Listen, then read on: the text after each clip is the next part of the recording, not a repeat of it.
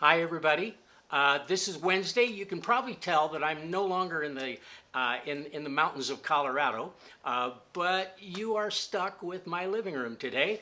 But I still want us to talk about this little letter of First John. You know, there's an interesting verse, the very last verse of First John, that is just this simple little verse that a lot of scholars have wondered, why is it there? It simply states, "Dear children, keep yourselves from idols." Now, why in the world did John put that there? Well, I think one of the reasons is simply because of what we've talked about the first 2 days this week. That if God is light and God is right and God is love and God is life, well, then John is drawing a contrast here at the very end of this letter.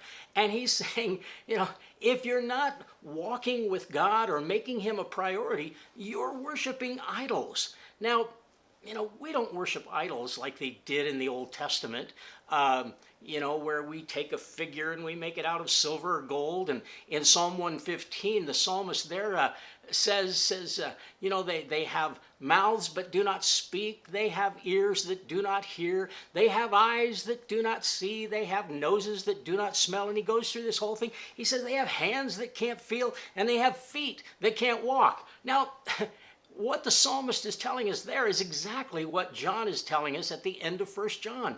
Idols are worthless. And yet, you see, even in our modern day, we may not have material idols of silver and gold, but we have different kinds of idols that keep us from truly worshiping God with all of our heart and soul and mind and strength.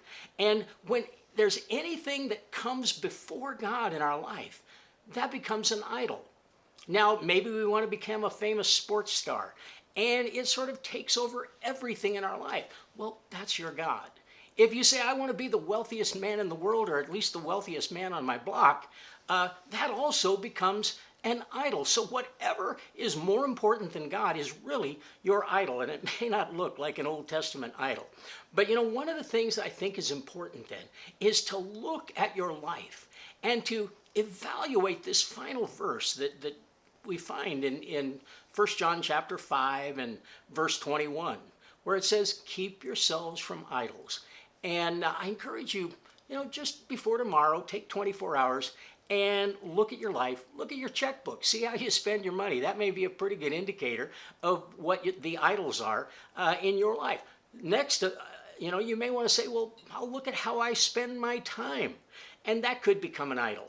You might also want to say, who do I spend my time with? That could also be an idol. But those are some things to look at in terms of evaluating idols in life. So take a look at it, think about it. You got 24 hours, and I'll see you tomorrow morning. Bye for now. God bless.